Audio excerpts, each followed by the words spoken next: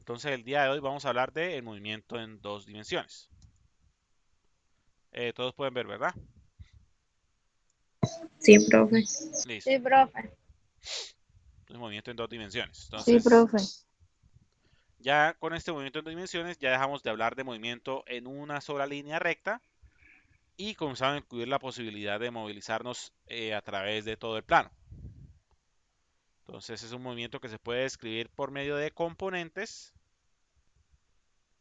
Es decir, bueno, el movimiento se desarrolla en un plano en vez de ser sobre una sola línea recta. Los cálculos se vuelven un poco más complejos porque ahora no estamos manejando solamente cantidades, estamos manejando vectores, estamos manejando cantidades que tienen magnitud y dirección, y esta dirección nos puede cambiar toda esa interacción entre las diferentes cantidades. Sin embargo, para poder simplificar estos cálculos, por lo general lo que vamos a hacer va a ser tratar este movimiento como dos diferentes movimientos rectilíneos. Es decir, vamos a separar ese movimiento en sus componentes, normalmente componentes horizontal y vertical, componentes X y Y, que son las de las coordenadas cartesianas, aunque en algunos casos puede que no manejemos coordenadas cartesianas, sino coordenadas polares. Eso particularmente en el movimiento circular uniforme. Eh, Aunque en casi todos los otros casos, nosotros vamos a convertir este movimiento en un sistema de coordenadas cartesianas.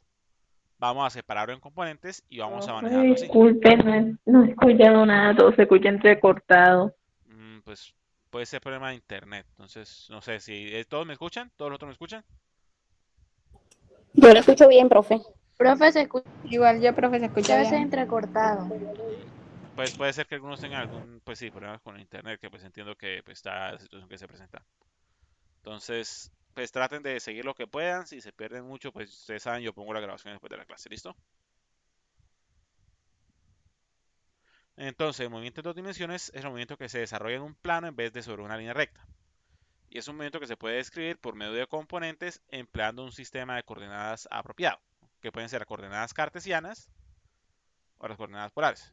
Y pues eh, normalmente lo que vamos a utilizar va a ser coordenadas cartesianas. De pronto el único tipo de movimiento en el que estas coordenadas cartesianas pueden ser no tan útiles es en el movimiento uniforme, en el movimiento circular uniforme, en el cual es más útil las coordenadas polares. Eh, entonces nosotros vamos a ver ahorita esos tipos de casos. Sí, para de compañeras que tienen problemas de señal, yo entiendo. Eh, entonces sí, esto es un movimiento en dos dimensiones. Hay un par de casos notables, uno de los que ya les mencioné y otro del cual nos vamos a enfocar bastante el día de hoy. Esos son el movimiento parabólico y el movimiento circular uniforme, que son dos tipos de movimiento que siguen unas trayectorias muy específicas. El parabólico pues en forma de parábola y el circular en forma de círculo. El movimiento parabólico en particular es el que presentan característicamente los cuerpos cuando son arrojados en el aire y están bajo la influencia de la gravedad. Pero pues ya en este caso no están siendo arrojados en una línea recta, sino que están siendo arrojados en un ángulo, lo cual le da una componente horizontal de velocidad, además de la componente vertical que ya conocemos. Y también está el movimiento circular uniforme, que ya les mencioné, que es el movimiento de un objeto en una trayectoria circular a una rapidez constante. Entonces ahorita vamos a ver en detalle cada uno de estos dos tipos de movimiento. Entonces, la clave de manejo del movimiento en dos dimensiones es el manejo de componentes. Para hacer cálculos relacionados con movimiento en dos dimensiones, lo que vamos a hacer va a ser describir este movimiento en forma de sus componentes, en razón de sus componentes. Es decir, vamos a considerar los fenómenos en X y los fenómenos en Y de forma independiente. Y vamos a hacer los cálculos de acuerdo a todos los fenómenos, a las velocidades y aceleraciones que se presenten en cada componente. Y pues la idea es que nosotros hacemos esos cálculos. Hay algunos datos que son iguales en ambas componentes, por ejemplo el tiempo, o que son dependientes entre sí, como la velocidad. Es decir, puede haber velocidad en X, velocidad en Y y velocidad total. Es posible que, por ejemplo, tengamos un dato de velocidad total y conociendo la velocidad en X podamos hallar la velocidad en Y.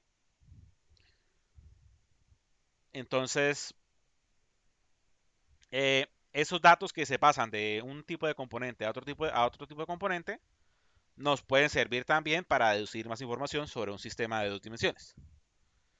Y pues por lo general, nosotros vamos a manejar el sistema de coordenadas cartesianas con eje X y eje Y, el cual puede ser un sistema que está sobre una superficie plana, como quien dice sobre un mapa, o puede estar de una forma vertical, es decir, como si fuera sobre una pared o pues sí, el ejemplo más común es el de las trayectorias parabólicas. Y en estas trayectorias el eje X va a ser siempre paralelo al piso, es decir, el que sigue el piso, y el eje Y va a ser el que sigue pues la altura, es decir, hacia arriba y hacia abajo. Entonces eje X suele ser pues distancia a longitud y de eje Y va a ser altura. O pues lo que digo, los dos pueden ser sobre el piso. Entonces, así es como manejamos nosotros componentes para el movimiento en 2 dimensiones. Entonces, para hacer los cálculos, calculamos la componente de cada magnitud que necesitemos, posición, velocidad, aceleración en cada eje. Es decir, por ejemplo, aquí hay un vector velocidad que pues sale con un ángulo θ con respecto al eje X. Y conociendo este ángulo y este vector, utilizando las fórmulas que pues, yo les expliqué en la clase de vectores, las funciones trigonométricas en particular, podemos calcular a partir de esta velocidad y este ángulo una componente en X y una componente en Y. Y pues utilizando todos los datos en X y todos los datos en Y de forma independiente, podemos hacer cálculos para deducir información sobre cada una de las componentes de este movimiento. Un ejemplo puede ser el siguiente, un ejemplo de manejo de un ejercicio pues muy sencillo de movimiento rectilíneo uniforme en forma de componentes. Entonces el ejercicio dice que una lancha sale del puerto A en dirección nordeste a una velocidad media de 60 nudos durante 15 minutos, hasta llegar a la isla B. Y después de parar en esta isla, emprende rumbo directo al sur hasta llegar al puerto C, ubicado directamente al este del puerto A. ¿Cuál es la distancia del puerto A al puerto C? Y pues da una conversión de nudos a kilómetros por hora, porque la velocidad no la da en nudos. Entonces es importante siempre tener en cuenta conversión de unidades. Siempre hay la posibilidad que nos salga de la nada una unidad que tenemos que convertir. No nos podemos olvidar de eso en ningún momento. Entonces, ¿cómo se resuelve este ejercicio? Primero que todo, pues como dice las heurísticas que yo les he comentado, tenemos que considerar cómo se ve este sistema. Y pues se va más o menos así. Arrancamos desde A, aquí en el origen. Vamos en una trayectoria en sentido nordeste, que es en esta dirección, exactamente 45 grados de la horizontal. Y pues recorremos lo que alcancemos a recorrer en 15 minutos a 60 nudos. Ahorita vamos a ver a cuánto equivale esta distancia 1. Y después de llegar hasta el punto B, vamos a emprender rumbo directo al sur, desde el punto B hasta el punto C.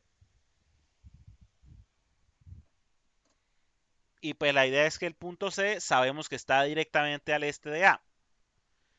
Entonces, si consideramos el sistema de coordenadas como referencia, que el eje X es de oeste a este y el eje Y de sur a norte, entonces, en ese caso, el punto C va a estar sobre el eje X. Y aquí está. Y por último, estamos queriendo calcular la distancia desde A hasta C, que es de 3. Entonces, esa va a ser nuestra incógnita. ¿Y cómo vamos a poder calcular esa incógnita? Lo que lo vamos a hacer considerando cuál va a ser el desplazamiento total del cuerpo solo sobre el eje X, debido a que C está exactamente en el eje X. Entonces vamos a calcular todos los desplazamientos en el eje X y solamente en el eje X. Entonces, primeramente, primero que todo vamos a querer hallar a cuánto equivale D1, que eso lo podemos hacer fácilmente utilizando fórmulas de movimiento rectilíneo uniforme. Y pues recordemos que distancia es igual a velocidad por tiempo, así como velocidad es distancia sobre tiempo, pasar el tiempo a multiplicar queda distancia igual a velocidad por tiempo. Y la velocidad equivale a 60 nudos por 1,85 km por hora. Si hacemos los cálculos, eso va a dar igual a 111 km por hora. ¿Cuál es rápido? El man va apurado. Y el tiempo es 15 minutos. Pero pues en este caso estamos trabajando con kilómetros por hora. Entonces lo más fácil sería expresarlo en forma de horas. Y pues la conversión de minutos a horas es 1 hora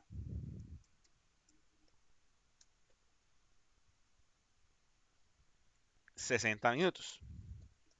De hecho, esta conversión es 1,35 km por hora por cada nudo. Un momento voy a poner esto en una ecuación para que se vea más bacano.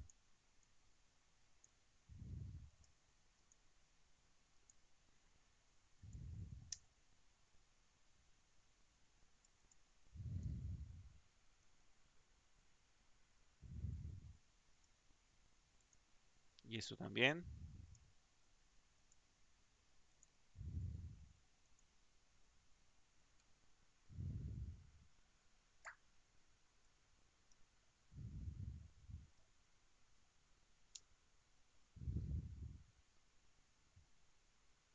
Eso igual a 15 sobre 60, 0,25 horas. Entonces, distancia va a ser velocidad por tiempo, que es 111 kilómetros por hora. Por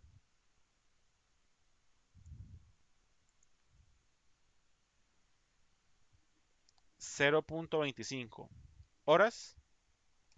Eso nos va a dar igual a, ¿cuánto ya les digo?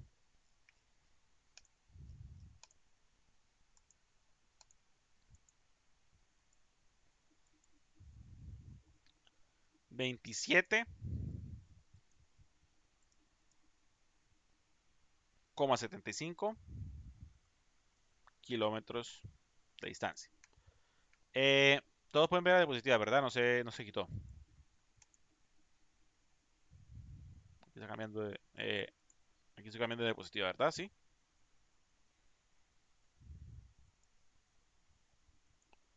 Bueno, entonces sí, la idea es que esta longitud de esta distancia de A a B va a ser de 27,75 kilómetros. La dirección es nordeste, lo cual quiere decir que este ángulo θ es de 45 grados.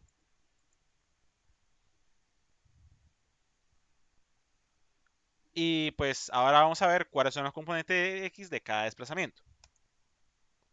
Y pues para hallar la componente X de los desplazamientos en los que conozcamos el ángulo con respecto al eje X, recordemos las fórmulas que vamos a utilizar. Para hallar una componente X, por lo general utilizaremos la función coseno, que equivale a cateto adyacente sobre hipotenusa. Recordemos, en este triángulo, el coseno es cateto adyacente a X sobre la hipotenusa. Y a partir de eso derivamos que AX, es decir, la componente X, es igual a la hipotenusa por el coseno de teta. Entonces, en este caso, para hacer el cálculo, vamos a utilizar la función coseno para hallar la componente X de D1. Entonces, eso va a ser D1 por coseno de 45, que sería 27,75 kilómetros por 0,707, que es lo que da el coseno de 45. Un momento verifico. Sí, 0,707. Y esto nos va a dar igual a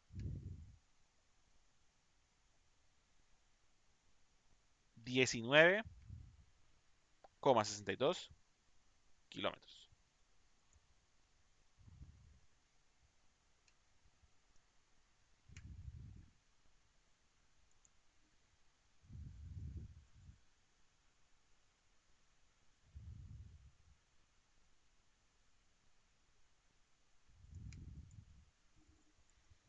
¿Me siguen hasta acá?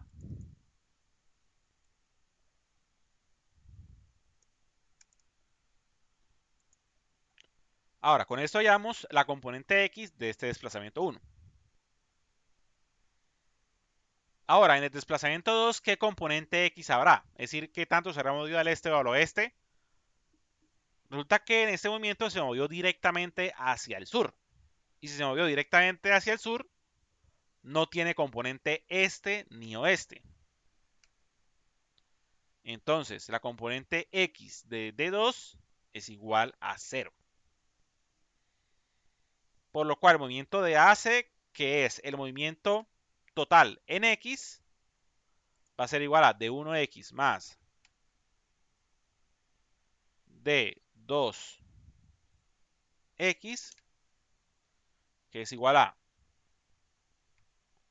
19,62 kilómetros, más 0, va a ser igual a 19,62 kilómetros. Por lo cual deducimos que la distancia de A a C es de 19,62 kilómetros. ¿Entendieron? ¿Hay alguna pregunta?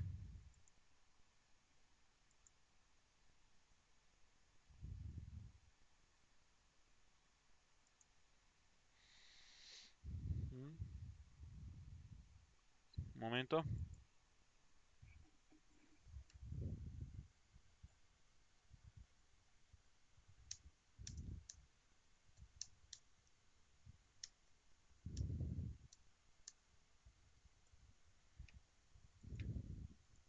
Bueno. Entonces, lo que les digo. ¿Hay alguna pregunta? Profe, Dígame, profe, dígame.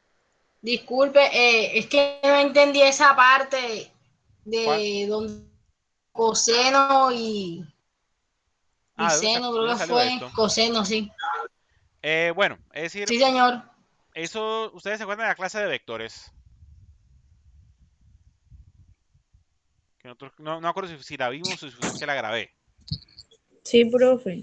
Bueno, que esa la vimos creo que al principio de este corte. Y pues que yo les dije que para manejar componentes de cada vector, para calcularla a partir del vector original, teníamos que usar trigonometría. Y pues yo les comenté que, por ejemplo, para hallar la componente en x de este vector A, conociendo este ángulo θ, teníamos que utilizar la función coseno. ¿Por qué la función coseno? Porque la función coseno calcula cateto adyacente sobre hipotenusa y la componente x es adyacente al ángulo θ. En este caso. Entonces, si la componente x es adyacente al ángulo θ, para calcular ax, utilizamos a, que es la longitud la magnitud del vector, por el coseno de θ. Porque eso lo que hace es hipotenusa por cateto adyacente sobre hipotenusa, queda cateto adyacente, el cual es ax. Por eso en este caso utilizamos coseno. Si quisiéramos hallar componente en y, utilizaríamos la función seno, la cual es cateto opuesto sobre hipotenusa. ¿Ya recuerda eso?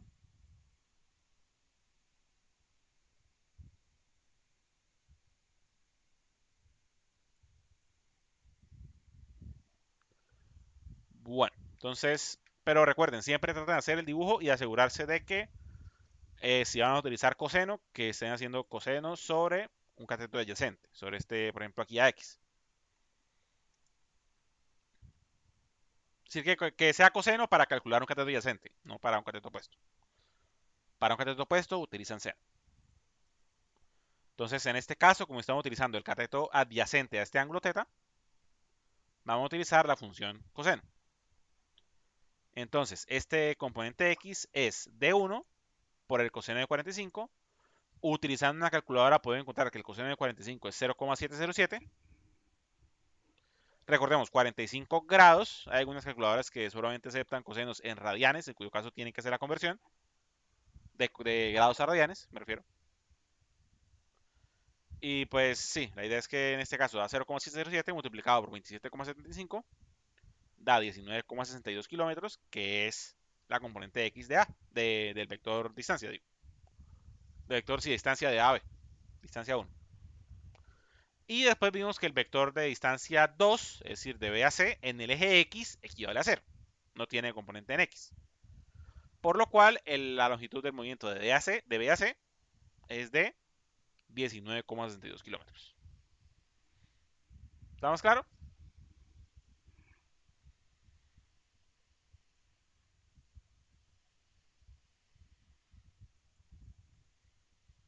¿Alguna otra pregunta?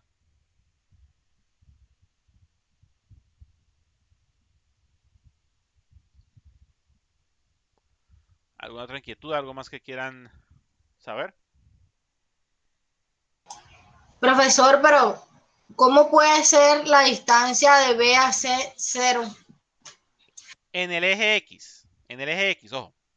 Toda la distancia es en el eje Y.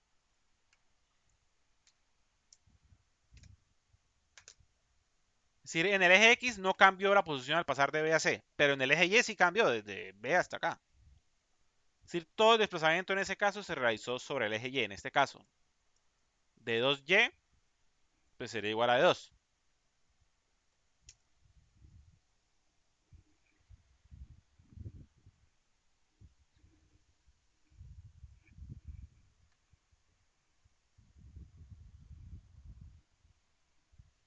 Un momento, voy a cambiar esto. Ahora sí. Porque en algunos casos puede que, por ejemplo, un fenómeno se desarrolle solamente sobre una componente. Entonces, para ese fenómeno, el cálculo en la componente pues sería igual al valor total. Y en la otra componente en la que no afecta, su valor sería 0. Por ejemplo, el movimiento, por ejemplo, si estamos hablando de pues, movimiento parabólico, me adelanto un poquito. La aceleración en Y va a ser 0, pero la aceleración en X, digo, la aceleración en Y, perdón, va a ser aceleración de la gravedad. Pero la aceleración en X va a ser 0, porque no hay efecto de la gravedad sobre el eje X.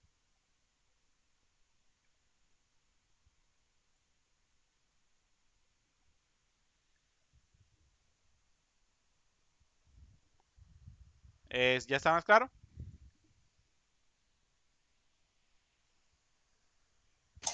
Sí, profe. Bueno, perfecto. Entonces sí, así llegamos a que la distancia de AC es 19,62 kilómetros, manejando solamente la componente X, que es la que nos importa en este caso. Entonces, para dejar esto aún más claro, ya vamos a entrar ahora sí al ejemplo de pronto más notable del movimiento en dos dimensiones, que es el movimiento parabólico. Y el movimiento parabólico simple es el movimiento descrito por un objeto en caída libre bajo la influencia de gravedad, incluyendo además una componente de movimiento horizontal. Es decir, el cuerpo no solamente se mueve en caída libre, sino que también hace una curva debido al movimiento en la horizontal. Entonces vamos a ver un ejemplo un poco humoroso de un movimiento parabólico. Para hacer saltos de gran altura. Entonces, un momento, ya les pongo el video.